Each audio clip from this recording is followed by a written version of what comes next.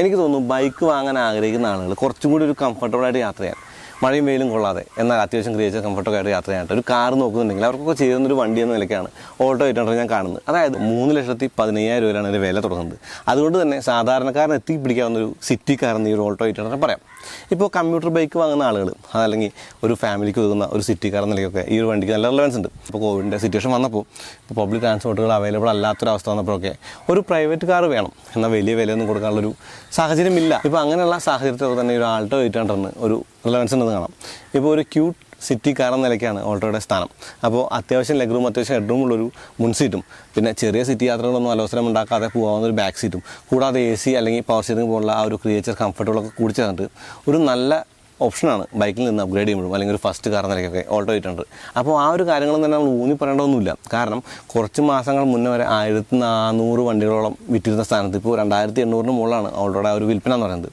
ഇപ്പോൾ എനിക്ക് തോന്നുന്നു ആ ഒരു സാധാരണ ആളുകൾ വാങ്ങുന്ന കാറുകളിൽ ഓൾട്ടോയുടെയും ആ ഒരു എക്സ്പ്രസ്സോയുടെയൊക്കെ സ്ഥാനം ശരിക്കും വലുതാണ്. അപ്പോൾ അങ്ങനെയുള്ള കാര്യങ്ങളൊക്കെ വെച്ചുകൊണ്ട് തന്നെ നമുക്ക് ഇന്ന് ഓൾട്ടോ 800 കുറച്ച് കാര്യങ്ങളിലേക്ക് പോകാം. ഈ LXi മോഡലിൻ്റെ കുറച്ച് കാര്യങ്ങളിലേക്ക് പോകാം. അതായത് ഈ വണ്ടിയുടെ വിശദമായ ഒരു വീഡിയോ നമ്മൾ ചെയ്തിട്ടുണ്ട്. അപ്പോൾ വണ്ടിപ്രാന്തൻ്റെ പുതിയ വീഡിയോയിലേക്ക് എല്ലാവരും സാധനം നമുക്ക് ഓൾട്ടോ 800 കുറച്ച് കാര്യങ്ങളൊക്കെ പറയാം. അപ്പോൾ ഇനിയും നിങ്ങൾ ചാനൽ സബ്സ്ക്രൈബ് ചെയ്തിട്ടില്ലെങ്കിൽ ചാനൽ സബ്സ്ക്രൈബ് ചെയ്യുക, കൂടെ ബെല്ല് കൂടി ക്ലിക്ക് ചെയ്യുക, നോട്ടിഫിക്കേഷൻ കിട്ടണ്ടേ. അപ്പോൾ ഇതാണ് ആ വണ്ടി, അതായത് ഓൾട്ടോ 800 BS6 മോഡൽ LXi. ഈ ഒരു ഓൾട്ടോ 800 മുന്നിൽ ആ ഒരു ഹലോജൻ ലൈറ്റ് കാണാം. അതായത് ഫാൻസി ആയിട്ട് ഒന്നും തന്നെ ഇല്ല, ഒരു ഇൻഡിക്കേറ്റർ കിട്ടും, ഒരു ലൈറ്റ് മാത്രമേ ഉള്ളൂ. താഴെ ബമ്പറിലെ ഫോഗ് ലാമ്പിൻ്റെ ആ ഒരു കട്ടിങ് ഉണ്ട്, പക്ഷേ ഫോഗ് ലാമ്പില്ല.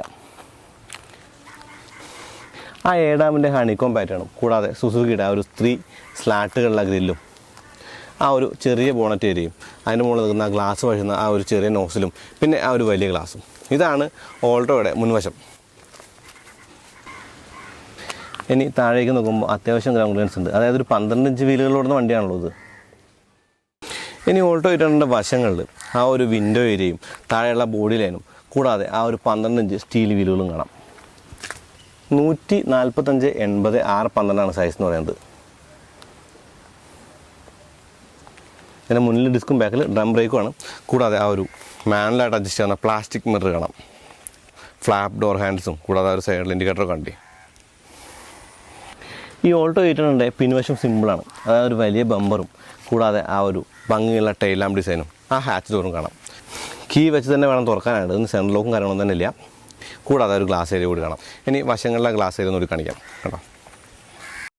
ഇപ്പോൾ ഓൾട്ടോ 800 പ്രത്യേകതകൾ പറയാമെന്ന് പറയുമ്പോൾ, ഒരു സിറ്റി കാർ നിലയ്ക്കും ഒരു ഫാമിലി കാർ നിലയ്ക്കും ലഗേജ് സ്പേസിൻ്റെ കാര്യം പറയണം. അതായത് ആ ഒരു ബൂട്ട് ഏരിയ ഉണ്ടല്ലേ, ഈ ബൂട്ട് ഏരിയയ്ക്ക് അതൊരു പാഡ് ഉണ്ട്. ഈ പാഡ് പൊക്കി കഴിയുമ്പോൾ ഒരു സ്പെയർ വീൽ കാണാം. ആ ഒരു ഫിനിഷിലാണ് കാണില്ലേ. സംഗതി ബേസിക്കാണെന്ന് ഞാൻ പറഞ്ഞു, ആ ബേസിക് നാച്ചുറൽ എല്ലായിടത്തും കാണാം.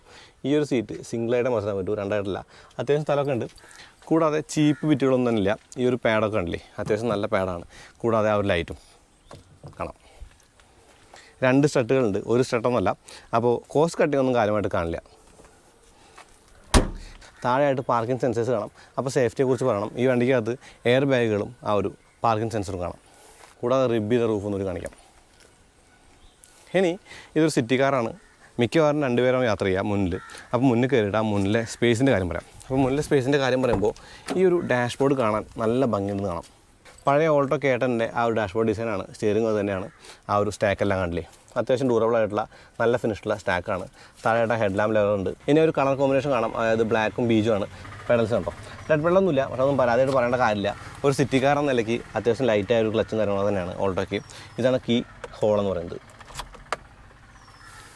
ഇനി അകത്ത് കയറി ഇരുന്ന് കഴിയുമ്പോൾ ഈ ഒരു സ്റ്റീരിയോ വയ്ക്കാനുള്ള സ്പേസും, കൂടാതെ AC കാണാം. ഈ AC കൺട്രോൾസൊക്കെ അത്യാവശ്യം പ്രീമിയം ഫീൽ തോന്നുന്നുണ്ട്. ഈ ഒരു AC പാനലിൽ നിൽക്കുന്ന ഭാഗവും ഈ ഒരു റീസർവേഷൻ്റെ ഒരു സ്ലൈഡറും ഒക്കെ തന്നെ അത്യാവശ്യം നല്ല ഭംഗിയും ഫിനിഷിങ്ങും ഉണ്ട്. ഇനി താഴെയായിട്ട് സ്റ്റോറേജ് സ്പേസ് കാണാം. വലിയ ഒരു സ്റ്റോറേജ് സ്പേസും കപ്പ് ഹോൾഡേഴ്സും കാണാം. ഈ ഒരു ഗിയറിൻ്റെ പിന്നിലാണ് പവറിൻ്റെ സ്വിച്ചുകൾ. ഇതിന് 2 പവറിൻ്റെ ഉള്ളൂ, ഫ്രണ്ട് മാത്രം. ഇനി എയർ ബാഗിൻ്റെ വാണിംഗ് കാണിച്ചു തരാം. സ്റ്റിയറിങ്ങിലുണ്ട്, കൂടാതെ ആ ഒരു പാസഞ്ചർ സൈഡിലും കാണാം. അപ്പോൾ ഈ വണ്ടിക്കകത്ത് ഈ ഒരു സ്റ്റിയറിംഗ് വീലിൻ്റെ ഫിനിഷ് എടുത്തു പറഞ്ഞൊരു കാര്യമാണ്. അത് അലുമിനിയം ഫിനിഷും എല്ലാം കൊടുത്തിട്ട് മനോഹരമായ സ്റ്റിയറിംഗ് എന്ന് പറയാം. ഇനി ഈ ഒരു ഗ്ലോ ബോക്സ് അത്യാവശ്യം വലുതാണ് കണ്ടി. ഇപ്പോൾ AC വെൻറ്റിന് ചുറ്റും കൊടുത്ത അലുമിനിയം ഫിനിഷും, കൂടാതെ ഈ നടുവിൽ AC വെൻറ്റുകളുടെ ഡിസൈനും, ചെറിയൊരു സ്റ്റോറേജ് സ്പേസ് പോലുള്ള ഭാഗവും, ഈ സംഗതികളൊക്കെ ചേർന്നിട്ട് കാണാൻ നല്ല ഭംഗിയുള്ള ഒരു മുൻവശമാണ് ഓൾട്ടോ 800. അതായത് മുൻവശത്തെ അകത്തളമാണ്. ഇനി മീറ്റർ കൺസോളിനെ കുറിച്ച് കൂടുതലായിട്ടൊന്നും പറയാനില്ല. അതായത് ഒരു ചെറിയ MIDയും ഒരു വലിയ മീറ്ററും കാണാം. ആ മീറ്റർ എന്ന് പറയുന്നത് സ്പീഡോമീറ്ററാണ്. ആ ഒരു ഫ്യൂൽ മീറ്ററും ട്രിപ്പ് മീറ്ററും മാത്രമേ ഉള്ളൂ. ഇപ്പോൾ ട്രിപ്പ് നമുക്ക് എയും ബിയും ഉണ്ട്, 2 ട്രിപ്പ് മീറ്റർ ഉണ്ട്. വാണി ലൈറ്റുകളൊക്കെ കൊടുത്തിട്ടുണ്ട്. കൂടാതെ ഒരു അലുമിനിയം ബോർഡർ മനോഹരമാണ് കാണാം. അപ്പോൾ നല്ല ഹെഡ് റൂമും നല്ല ലെഗ് റൂമും ഉണ്ട്. കൂടാതെ ഈ ഒരു സീറ്റിൻ്റെ ഫാബ്രിക്കൊക്കെ മികച്ചതാണ്. അപ്പോൾ നന്നായി ഇരുന്ന് യാത്രയാവുന്നൊരു മുൻവശമാണ് ഓൾട്ടോ 800. അതായത് ഈ ഒരു വണ്ടി നമ്മൾ സിറ്റി കാറായിട്ടാണ് കൺസിഡർ ചെയ്യുന്നത്. അപ്പോൾ അതായിട്ട് കാണാവുള്ളൂ. ഇനി ഒരു കൺവീനിയൻസിൻ്റെ കാര്യം പറയുമ്പോൾ ഈ ഒരു ബൂട്ട് ഓപ്പണറും ഈ ഒരു ഫ്യൂൽഡ് ഓപ്പണറും കാണാം. അത്യാവശ്യം തൈ സപ്പോർട്ടുണ്ട്. കൂടാതെ അത്യാവശ്യം നല്ല ലെഗ് റൂമുണ്ട് ഫ്രണ്ടിലും. ഈവൻ ദോ മ്യൂസിക് പ്ലെയർ ഇല്ലെങ്കിൽ കൂടി ഈ ഒരു വണ്ടിക്ക് സ്പീക്കർ പ്രൊവിഷൻ കാണാം. കൂടാതെ സ്റ്റോറേജ് സ്പേസ് കാണാം. അവിടെ ബോട്ടിൽ വെക്കാൻ പറ്റില്ല, ചെറിയ മാപ്പ് പോക്കറ്റ് പോലെ ഉള്ളൂ. ഈ ഒരു ഇൻസൈഡ് ഉണ്ട്. ഈ ഇൻസൈഡ് എന്ന് പറയുന്നത് ലെതറോ അല്ലെങ്കിൽ ഫാബ്രിക്കോ അല്ല, ഇത് പ്ലാസ്റ്റിക്കാണ്. ഈ ഒരു ഡോർ ലോക്ക് മെക്കാനിസം കാണില്ലേ, പഴയ ഓൾട്ടോയിൽ കണ്ടത് തന്നെയാണ്, വ്യത്യാസം തന്നെ ഇല്ല. ഒരു സിറ്റി യാത്രയ്ക്ക് ഉതകുന്ന ആ ഒരു സ്പേസൊക്കെ തന്നെ പിന്നിലുണ്ട്. ഹെഡ് റൂമും കാണാം. നമ്മൾ ഓൾട്ടോ 800 ഓടിക്കുകയാണ്. അപ്പോൾ ഓൾട്ടോ 800 LXI ഓടിക്കുകയാണ്. LXI എന്ന് പറയുമ്പോൾ പവർ സ്റ്റിയറിംഗ് AC മാത്രമുള്ള മോഡലാണ്. പവർ വിൻഡോസ് കൂടിയുണ്ട് ഫ്രണ്ടിൽ. അപ്പോൾ ഈ ഒരു വണ്ടിയുടെ സ്പെക്ക് ആദ്യം പറയാം. അതായത് ഏകദേശം 48 bhp 69 എണ്ണം, അതാണ് പവർ ടോർക്ക് ഫിഗറുകൾ എന്ന് പറയുന്നത്. അപ്പോൾ മാരുതി സുസുക്കി ആ ഒരു പവർ പറയാം കിലോ വോട്ടാണ്. അതുകൊണ്ടാണ് BHP ആയിട്ട് കൺവേർട്ട് ചെയ്യുമ്പോൾ 48 bhp എന്ന് പറയുന്നത്. കൂടാതെ F8D ആണ് ഈ എഞ്ചിൻ. അപ്പോൾ അത്യാവശ്യം നല്ലൊരു എഞ്ചിനാണിത്. ഈ ഒരു എഞ്ചിൻ്റെ ഒരു കാര്യം പറയുമ്പോൾ നല്ല റിഫൈൻഡ് ആയിട്ടുള്ള എഞ്ചിനാണ്. പണ്ടത്തെ ഓൾട്ടോ ഓടിച്ചുള്ള ആളുകൾ മിക്കവാറും ശ്രദ്ധിച്ച കാര്യമാണ് AC ഇട്ട് കഴിഞ്ഞാൽ വണ്ടി ഒന്ന് വലിക്കാത്ത അവസ്ഥയൊക്കെ. അതൊക്കെ മാറി. ഇപ്പോഴത്തെ ഓൾട്ടോയ്ക്ക് അങ്ങനത്തെ പ്രശ്നമൊന്നുമില്ല. അപ്പോൾ ചെറിയ ആ ഒരു സ്പീഡിൽ നമുക്ക് ഓടിക്കാനായിട്ടൊരു ബുദ്ധിമുട്ടുമില്ല. സിറ്റി യൂസിൻ്റെ കാര്യം പറയുന്നത് 69 NM എന്നുള്ളത് തികച്ചും പര്യാപ്തമാണ്. AC ഇട്ടാൽ പവർ ഡ്രോപ്പ് ഇല്ല എന്നുള്ളത് ഒരു കാര്യമായിട്ട് പറയാം. കൂടാതെ സ്റ്റിയറിങ്ങിൻ്റെ ഒരു ഫീല് മാറി. ഇത് പ്രീമിയം ഫീൽഡിലെ സ്റ്റിയറിംഗ് ആണ്. ഓൾട്ടോ കേട്ടൻ്റെ സ്റ്റിയറിംഗ് ആണ്.